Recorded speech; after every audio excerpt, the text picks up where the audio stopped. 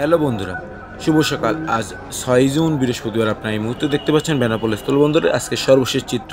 বন্ধুরা, গত পরশুদিন আপনারা দেখেছেন বেনাপোল স্থলবন্দরে উপচে পড়া যাত্রীচাপ লক্ষ্য করা যাচ্ছিল।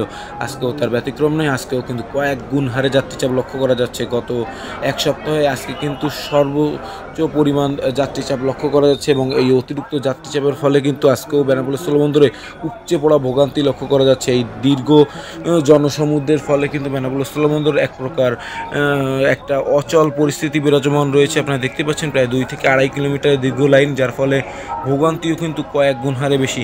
পাশাপাশি এই দীর্ঘ সময় অপেক্ষামান অবস্থায় বাংলাদেশ ইমিগ্রেশন শেষ করে নোম্যান্সল্যান্ডে গিয়েও দীর্ঘ সময় অপেক্ষা করতে হচ্ছে, কারণ ইন্ডিয়ান ইমিগ্রেশন অফিসারের সম্পূর্ণ সেট আপ পরিবর্তন করা হয়েছে, নতুন অফিসার নিয়োগ করা হয়েছে, যার ফলে সেখানে কিছুটা ধীরগতি রয়েছে। পাশাপাশি তাদের সার্ভার জটিলতা তো রয়েছে। সব মিলে কিন্তু দীর্ঘ একটা ভোগান্তি পার করে তবে ইন্ডিয়া অভিমুখে প্রবেশ করতে হচ্ছে বাংলাদেশি যাত্রীদের।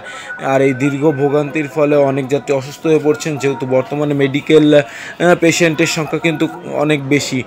তো বুঝতেই পারছেন আপনারা এই মুহূর্তে যে বেনাপোল স্থলবন্দরে একটা অচল একটা পরিস্থিতি বিরাজমান রয়েছে এবং দীর্ঘ ভোগান্তি কিন্তু সেখানে রয়েছে। পাশাপাশি মানি এক্সচেঞ্জ রেট আজও সেই সকাল থেকে সর্বোচ্চ পাওয়া যাচ্ছে বাংলা টাকার বিপরীতে সর্বোচ্চ আজকেও 72 রুপি 50 পয়সা এবং ডলার এগেনস্টে 84 থেকে 85 রুপি। তো বন্ধুরা, এই ছিল বেনাপোল স্থলবন্দর থেকে আজকে সর্বশেষ সংবাদ। এছাড়া বেনাপোল সহ দেশের সকল স্থলবন্দরের সকল আপডেটগুলো এভাবে প্রতিদিন সবার আগে পেতে চাইলে এখনই অবশ্যই আমাদের চ্যানেলটিকে সাবস্ক্রাইব করে বেল আইকনটি বাজিয়ে দিবেন। ধন্যবাদ।